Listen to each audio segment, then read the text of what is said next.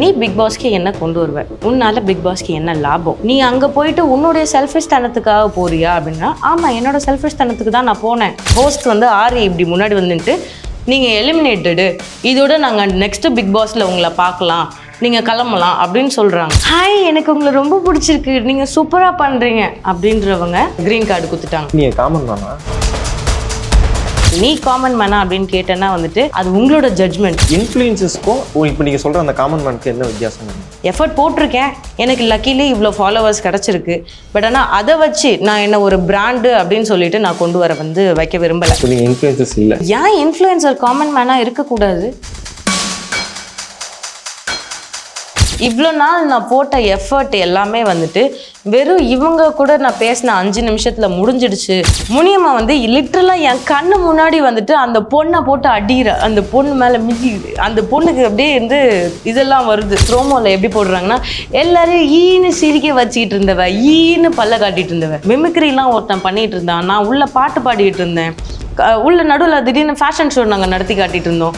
இதெல்லாம் பண்ணிகிட்டு இருக்கும்போது ஓரமாக உட்காந்து தூங்கிட்டு இருந்த பர்சனில் ஜெய்சன் முனியமாவட்டாங்க. இதுதான் என்னுடைய வாய்ப்புகள் அப்படின்னு சொல்லிட்டு இல்லை, நான் எப்படி இருந்தாலும் வந்துட்டு மேலே ஏறுறதுக்கு முயற்சி பண்ண தான் போகிறேன். என்றைக்கோ ஒரு நாள் மேலே நிற்பேன்.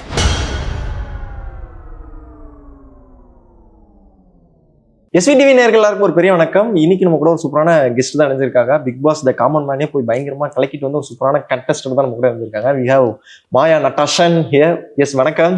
வணக்கம் வணக்கம், அழகா சொன்னதுக்கு நன்றி. மாயா நட்டாஷான்றது. எஸ், எப்படி இருக்கீங்க? நான் வந்துட்டு சூப்பராக இருக்கேன், பயங்கரமாக இருக்கேன். நல்லா அடி வாங்கி மிதி வாங்கி ஸ்டில் ஏஞ்சி நின்ற அளவுக்கு தயாராகிட்டேன். ஓகே, எனக்கு முதல் கேள்வி, நீங்க காமன் தானா?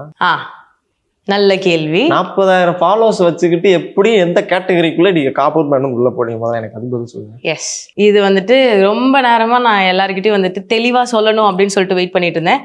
லைக் காமன் மேன்னா வந்துட்டு முயற்சி பண்ணுறவங்க, சரியா, சாதிக்காதவங்க, இன்னும் உலகத்துக்கு வந்துட்டு நீ யாரு அப்படின்னு சொல்லிட்டு தெரியாதவங்க. அதாவது நான் யார் அப்படின்றது இன்னும் மற்றவங்களுக்கு தெரியாது. உங்களுக்கு நீங்கள் வந்துட்டு அந்த காமன் மேனை பார்த்துட்டதுக்கு அப்புறமா இந்த பொண்ணு யார் அப்படின்ற ஒரு கேள்வி தான் இருந்திருக்கும். அதுக்கப்புறமா நான் போடுற போஸ்ட்டை போட்டதுக்கு அப்புறமா தான் வந்துட்டு ஓகே இந்த பொண்ணு வந்துட்டு இத்தனை ஃபாலோவர்ஸ் வச்சிருக்கா அப்படின்றதே தெரிய வந்திருக்கும். ஸோ இதுதான் காமன் மேன். நீ திடீர்னு ஒரு நாள் வந்துட்டு என்னுடைய அக்கௌண்ட்டை பார்த்துட்டு இத்தனை பேர் வந்துட்டு உனக்கு ஃபாலோவர்ஸ் இருக்காங்க, நீ காமன் மேனா அப்படின்னு கேட்டேன்னா வந்துட்டு அது உங்களோட ஜட்ஜ்மெண்ட். ஓகே, நான் காமன் மேன் தான், நான் இன்னும் சாதிக்கல. சாதிக்கிறதுக்காக தான் நான் பிக் பாஸ்குள்ளே போனேன். ஒன்றுமே இல்லாத நான் போயிட்டு சாதிக்கணும், அதுக்காக தான் உள்ளே போனேன். நான் காமன் மேன் தான். என்ன வேலை பார்க்குறீங்க, என்ன பண்ணிட்டு இருக்கீங்க? முதல்ல நான் வந்துட்டு நிறையா கற்றுக்கணும்னு ஆசைப்படுறவ. ஏன்னா உலகத்தில் வந்துட்டு வாழ்க்கை ஒரே ஒரு தடவை, ஒரே ஒரு வேலையை பண்ணிட்டு ஒரே ஒரு படிப்பை படித்து முடிச்சுட்டு அதுலேயே வந்துட்டு ரொட்டீனாக வாழ்கிற ஒரு பர்சனாக இருக்கக்கூடாது அப்படின்றதுக்காக நான் படித்து முடித்தது ஆர்கிடெக்டு, ப்ரொஃபஷனல் ஆர்கிடெக்டாக இருந்தாலும் என்னோடய பேஷன் நிறையா கண்டுபிடிக்க ஆரம்பித்தேன். அதில் தான் வந்துட்டு நான் டிஜேயாக இருந்தேன், கொஞ்ச நாள் ஃபோட்டோகிராஃபர் வீடியோகிராஃபராக இருந்தேன். அதுக்கப்புறம் வந்துட்டு கொஞ்ச நாள் பைக் ட்ராக் ரேசிங்கை வந்துட்டு எக்ஸ்ப்ளோர் பண்ணேன்.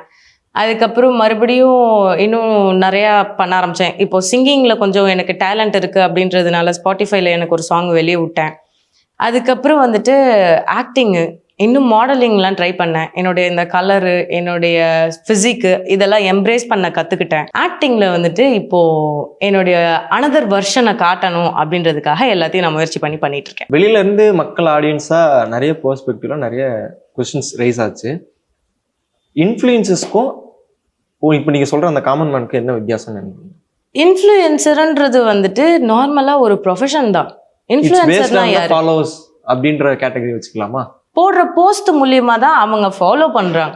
அவங்க வந்துட்டு நம்ம இன்ஸ்டாவில் ஃபாலோவர்ஸ் வந்துட்டா நமக்கு ஒன்றும் காசு வர்றது இல்லையே. ஓகே, நீங்கள் நான் காசு பற்றி பேசலை, ஆஸ்கிங் அபவுட் 40,000 ஃபாலோவர்ஸ் வச்சிருக்கிறது நம்பர் வைஸ் வேணால் ஒரு 40,000 இருக்கும். நம்மளை சுற்றி ஒரு 40,000 பேர் இருந்தால் அந்த 40,000 பேருக்கு மாயா நட்டாஷான்னா யாருன்றது தெரிஞ்சிருக்கும். அப்படி இப்போ நான் வந்து எதுவுமே கிடையாது, I am with zero, but I have a skill. நான் வந்து பயங்கரமான டேலண்டான பர்சன், மிமிக்ரி பண்ணுவேன், சாங் பாடுவேன், பயங்கரமா ஆக்டிங் பண்ணுவேன், எல்லாமே பண்ணுவேன். பட் எனக்கான ஸ்கோப் இல்லை. நான் எவ்வளவுதான் ட்ரை பண்ணாலும் என்னோட இன்ஸ்டாகிராம்ல 2000 வீடியோஸ் போட்டிருந்தாலும் எனக்கு இருக்கிற ஃபாலோவர்ஸ் வெறும் 500 அப்படின்ற கேட்டகரி வரும்போது how you separate influencers? உங்களை மாதிரி நீங்களும் கிட்டத்தட்ட ஒரே கேட்டகரியில தான் டிராவல் பண்றீங்கன்னு வச்சுக்கோங்க. உங்களை பைக் கண்டென்ட் போடுறீங்க, லைவ் கண்டென்ட் போடுறீங்க, எல்லாமே போடுறீங்க. நானும் அதே கண்டென்ட் தான் பண்றேன். பட் எனக்கு இருக்கிற ஃபாலோவர்ஸ் வெறும் 500, உங்களுக்கு இருக்கிற ஃபாலோவர்ஸ் 40,000. இதை எப்படி நீங்க செப்பரேட் பண்ணுவீங்க? சிம்பிளா சொல்லணும்னா, ஒரு காலேஜ் படிச்சுட்டு இருக்கும்போது எல்லாருமே வந்து கோல்டு மெடலிஸ்ட் கிடையாது. எல்லாருமே வந்துட்டு பாஸ் அவுட் ஆறவங்க உண்டு. சரியா? அதுல வந்துட்டு நம்ம ஈஸியா அப்படியே டிஃப்ரென்ஷியேட் பண்ணிக்கலாம். நம்ம வந்துட்டு ஒரு சில பேருக்கு வந்துட்டு ஃபாலோவர்ஸ் ஏறுறாங்க. லக்கிலி வந்துட்டு பொண்ணுன்ற ஒரு ஐடியா வச்சிருக்கிறதுனால மென் ஃபாலோவர்ஸ் நிறையவே இருக்காங்க. பொண்ணுங்க ஃபாலோவர்ஸை விட மென் ஃபாலோவர்ஸ் நிறையா இருக்காங்க, ஒரு பொண்ணுன்ற ஒரு கேட்டகரினால. அதுவே பையன் வந்துட்டு ஒரு நல்ல கண்டென்ட் போட்டோம்னா பொண்ணுங்க ஃபாலோவர்ஸ் நிறையா இருப்பாங்க.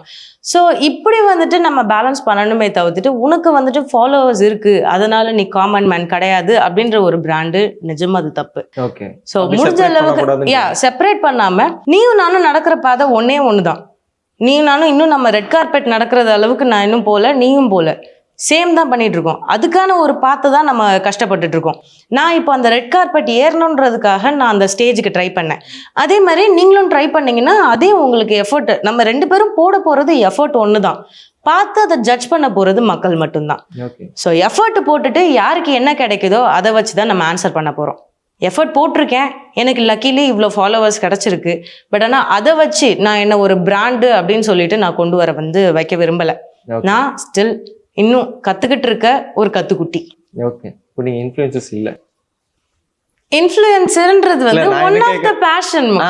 இல்லை நான் என்ன கேட்குறேன், இப்போ நீங்கள் தான் இன்ஃப்ளூயன்சர் இல்லை நான் ஒரு காமன் மேன் சொல்கிறீங்க அப்படின்னு. அப்போ நீங்கள் இப்போ வந்து எனக்கு என்ன கேள்வினா, நாளைக்கு உங்ககிட்ட ஒரு பிராண்ட் வந்து ப்ரொமோஷன் கேட்குறாங்க, இதே 40,000 ஃபாலோவர்ஸ்க்கு ஒரு 3,000 ரூபாய் கொடுத்து காசு கொடுத்து ப்ரொமோட் பண்ண சொன்னால் பண்ண மாட்டீங்க? ஏன் இன்ஃப்ளூயன்சர் காமன் மேனாக இருக்கக்கூடாது? ஓகே. இதை நீங்கள் என்கிட்ட ஸ்டார்டிங் சொல்லலையே. இது ஒன் ஆஃப் த பாயிண்டாக தான் நான் உங்களுக்கு டெலிவர் பண்ணேன். ஓகே. இன்ஃப்ளூயன்சரும் காமன் மேனும் ஒன்று தான் அப்படின்ற நான் ஜஸ்ட், அதாவது நீ வந்து காலேஜ் பாஸ் அவுட்டும் காலேஜ் கோல்டு மெடலிஸ்ட் அப்படின்ற ஒரு டிகிரி இதுதான் இருக்கு. பட் ஆனால் 2 பேருக்குமே டிகிரி இருக்கு. At the end of the day 2 பேர்கிட்ட டிகிரி இருக்கு, 2 பேர்கிட்ட இன்ஸ்டா இருக்கு, அவ்வளவுதான் கதை. ஓகே. உள்ள இருந்த ஜூரிஸா இருக்கட்டும், ஆங்கரா இருக்கட்டும், பீப்புள் பெர்ஸ்பெக்டிவ்ல some of the things not work out ஆகல அப்படின்ற மாதிரி நிறைய ஒப்பீனியன்ஸ்லாம் வந்து அஸ் அ கண்டஸ்டண்டா எப்படி இருந்துச்சு உள்ள? உண்மையாவே மேனுவலா இருந்தாங்களா, கரெக்டா இருந்தாங்களா? ஃபர்ஸ்ட் எனக்கு இருந்ததே ஹோஸ்ட் ஜட்ஜா உட்கார்ந்து இருந்தது. மாயா நடுவில் உட்காந்துட்டு என்கிட்ட கொஸ்டின் கேட்டிருந்தாங்க. உனக்கு என்ன இருக்கு, நீ என்ன பிக் பாஸ்க்கு கொண்டு வருவ? சரி, இப்போ நீயே வந்துட்டு உள்ள அந்த ஸ்டேஜ் கிட்ட நிக்கிற அப்படின்னா ஒரு காமன் மேனா கொண்டு வந்து உள்ள வந்து நிக்கிற, உன்னோட டேலண்ட்ஸை பார்ப்பாங்களா இல்லை எனக்கு நீ உன்னால என்ன வரணும் அப்படின்ற மாதிரி கேட்பியா? என்கிட்ட அந்த கேள்வியை கேட்டாங்க. நீ பிக் பாஸ்க்கு என்ன கொண்டு வருவ, உன்னால பிக் பாஸ்க்கு என்ன லாபம், நீ அங்க போயிட்டு உன்னுடைய செல்ஃபிஷ் தனத்துக்காக போறியா அப்படின்னா, ஆமா என்னோட செல்ஃபிஷ் தனத்துக்கு தான் நான் போனேன், நான் எனக்காக தான் உள்ள வந்திருக்கேன் அப்படின்னு சொல்லிட்டு கேட்டா, இல்லை நீ இன்னும் பிக் பாஸ்க்காக எதுவும் கொண்டு வர்ற மாதிரி இல்லை, யூ ஆர் எலிமினேட்டட் அப்படின்ட்டாங்க. என்ன சொல்ல முடியும்? Okay. End of the day decisions அவங்களோட இருக்கட்டும், நம்மளால எதுவுமே பண்ண முடியாதுன்ற ஒரு ஸ்டேஜில் தான் இருக்க போறோம்னு வச்சுக்கோங்க. ஏன் கண்டஸ்டன்ஸ்லாம் வெளியே வந்ததுக்கப்புறம் பிக் பாஸ் காமன் மேன் ஒரு ஃபேக் ஷோ, இது ஒரு ஃபேக்கான ஷோ, எல்லாரும் ஏமாத்துறாங்க, ஸ்கிரிப்டடாக பண்ணுறாங்க அப்படின்ற பாயிண்ட்டை ஏன் எடுத்து வைக்கிறீங்கன்ற ஒரு கேள்வி. அந்த ஷோவால தான் உங்களுக்கு இப்போ நான் இப்போ உங்களை இன்டர்வியூ பண்ணுறேன்னா அந்த ஷோவால தான் உங்களுக்கு ஒரு ப்ரொஃபைல் கிடைச்சிருக்கு. மாயா நட்டாஷா நான் இன்டர்வியூ பண்ணுறதுக்கு main reason Bigg Boss the common man ஷோவில் தான் கண்டஸ்டண்டாக போயிருக்காங்க. ஃபார் த ஒன்லி ரீசன் நான் உங்களை இன்டர்வியூ பண்ணுறேன். ஏன் அவங்கள வந்து நீங்கள் லைக் இந்த மாதிரி பண்றாங்க அந்த மாதிரி பண்றாங்கன்னு ஒரு குறைச்சி பேசிட்டு இருக்கீங்க? ஓகே, இதை நான் வந்து சிம்பிளா நான் டெமான்ஸ்ட்ரேட் பண்ணியே காட்டுறேன். ஓகே. ஹாய், எப்படி இருக்கீங்க, வாங்க, உங்களை தான் நாங்கள் வெயிட் பண்ணிட்டு இருக்கோம், சூப்பர், நீங்க சூப்பரா பண்ணுங்க அப்படின்னு சொல்லிட்டு ஆரம்பிக்கிறது ஒன்று. உங்களால என்ன பண்ண முடியும், பண்ணி காட்டுங்க இப்படின்னு சொல்லிட்டு பண்ணி காட்டுறது உண்டு. ஸோ இந்த டோனில் பேசினவங்க ஒன்று ஆன் ஹோல்டு போனாங்க, அப்படி இல்லைன்னா எலிமினேட் ஆனாங்க. பட் ஆனால் ஹாய் எனக்கு உங்களை ரொம்ப பிடிச்சிருக்கு, நீங்கள் சூப்பராக பண்ணுறீங்க அப்படின்றவங்க ஸ்ட்ரெயிட்டாக வந்துட்டு நீங்கள் க்ரீன் கார்டு கொடுத்துட்டாங்க. ஸோ இது வந்துட்டு ஃபேக்கு இல்லை அப்படின்னு சொல்லிட்டு நீங்கள் சொல்ல முடியுமா? இன்னொரு பாயிண்ட்டு, ஜட்ஜஸ் 3 பேர் உட்காந்துக்கிட்டு இருக்காங்க. எனக்கு வந்துட்டு ஹோஸ்ட்டாக உட்காந்து இந்த ஆரி சைடில் உட்காந்துட்டு இருந்தாங்க. ஃபஸ்ட்டு வந்துட்டு யார் உங்களுக்கு ஆன்சர் சொல்லணும், நீங்கள் எலிமினேட்டடா இல்லை க்ரீன் கார்டு அப்படின்னு சொல்லிட்டு ஜட்ஜஸ் தான் சொல்லணும். பட் ஆனால் எனக்கு இந்த சைடில் இருந்து ஹோஸ்ட் வந்து ஆரி இப்படி முன்னாடி வந்துட்டு நீங்கள் எலிமினேட்டடு, இதோட நாங்கள் நெக்ஸ்ட்டு பிக் பாஸில் உங்களை பார்க்கலாம், நீங்கள் கிளம்பலாம் அப்படின்னு சொல்கிறாங்க. இல்லை புரியல அப்படின்னு சொல்லிட்டு இங்கே பார்த்தேன்னா அங்கேருந்து எனக்கு கமெண்ட் வருது. ராஜு சொல்கிறாங்க, இல்லை நீங்கள் எப்படி ஹோஸ்ட்டாக வந்துட்டு நீங்கள் சொல்ல முடியும் எலிமினேட்டட்னு, நாங்கள் சொல்கிறோம் எலிமினேட்டட் அப்படின்னு சொல்லிட்டு ரெட் கார்டு காட்டுறாங்க. ஓவியா அந்த பக்கத்தில் வந்து தலையை கீழே குனிஞ்சிட்டா, எதுவும் அவளால சொல்ல முடியல. மாயா வந்துட்டு அதே இப்படி உட்காந்துட்டு இருந்தா. So is this fair or not, நீங்களே ஜட்ஜ் பண்ணிக்கோங்க. ஓகே. அதுதான் அவங்களோட ஆக்டிவிட்டியா இருக்கட்டும், அவங்களோட மேனரிசமா இருக்கட்டும், இட்ஸ் நாட் ரைட் அப்படின்றீங்க சொல்லுங்க. எஸ், எனக்கு வந்துட்டு அப்படியே அப்பட்டமா தெரிஞ்சது.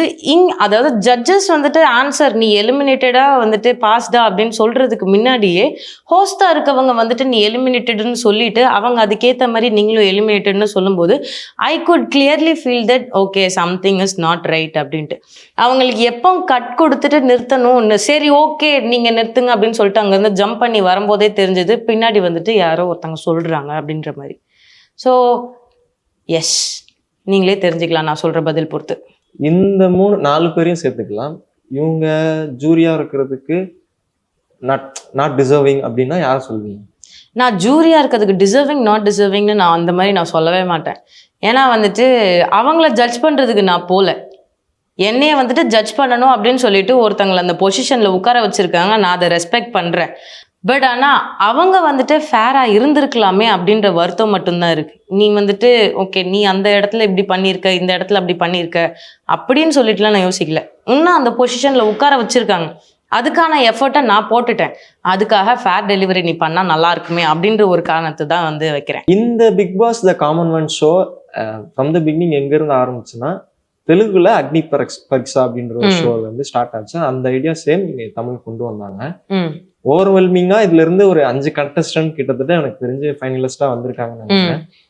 உங்களுக்கு இந்த பிக் பாஸ் போயிட்டு வந்ததுல ஐ எம் வெரி ஹாப்பி, சாட்டிஸ்ஃபைடா இல்ல ரிக்ரெட் பண்றீங்களா, ஏன்டா போனோம் அப்படின்னு ஒரு ஃபீல் இருக்குதா? கிட்டத்தட்ட ரெண்டுமே சொல்லலாம். ரெக்ரெட்னு சொல்ல மாட்டேன், வருத்தம்னு சொல்லலாம். ஆமா எஸ், ஒரு லெவல் வரைக்கும் இட் வாஸ் ஸோ ஹாப்பி. நான் வந்துட்டு எப்போ கரெக்டாக அந்த டாஸ்க்கு முடிச்சதுக்கப்புறம் ஜூரிஸை பார்க்குறதுக்கு முன்னாடி வரைக்கும் வந்துட்டு இட் வாஸ் ஸோ ஹாப்பி. நல்லா வந்துட்டு அவ்வளோ கஷ்டப்பட்டு டாஸ்க்கு முடிச்சுட்டு வந்ததுக்கப்புறம் எனர்ஜியாக வந்துட்டு நாங்கள் திருப்பி எல்லாரும் ஒன்று சேர்ந்தோம். அங்கே வந்துட்டு ஒரு மொமெண்ட் எங்களுக்குள்ளே க்ரியேட் ஆச்சு. மறுபடியும் அடுத்து வந்துட்டு சேர் டாஸ்க்கு, அந்த இதுலேயுமே வந்துட்டு 45 பேருக்கு தான் சேர் இருந்துச்சு, 5 பேர் வெளியே நின்றுட்டு இருந்தாங்க. அதுவும் வந்துட்டு ஓகே அந்த 5 பேர் எலிமினேட் ஆகிட்டாங்களோ அப்படின்னு சொல்லிட்டு பார்க்கும்போது இல்லைன்னு சொல்லும்போது அதுவும் வந்துட்டு ஒரு ஹாப்பி மொமெண்ட்டாக இருந்துச்சு. கடைசி வரைக்கும் நல்லா தான் இருந்துச்சு. பட் ஆனால் எப்போ ஜட்ஜஸை பார்த்தேனோ அவங்க கொடுக்குற ரியாக்ஷன் வந்துட்டு நான் சொல்கிற பதிலை வந்து ரொம்ப கொச்சையாக வந்துட்டு அவங்க கொடுக்குற ரியாக்ஷனை ஏற்றுக்க முடியல அப்படின்ற போது அங்கேருந்து தான் எனக்கு வருத்த ஆரம்பிச்சது. இவ்வளோ நாள் நான் போட்ட எஃபர்ட் எல்லாமே வந்துட்டு வெறும் இவங்க கூட நான் பேசின 5 நிமிஷத்துல முடிஞ்சிடுச்சு, வெறும் அந்த ஒரு வருத்தம் தான். மற்றபடி த ட்ராவல் வாஸ் பியூட்டிஃபுல், நல்ல ஒரு ஃபன்னு. அதுலலாம் நான் எதுவுமே நான் வார்த்தை சொல்ல மாட்டேன், நான் ரெக்ரெட் பண்ண மாட்டேன்.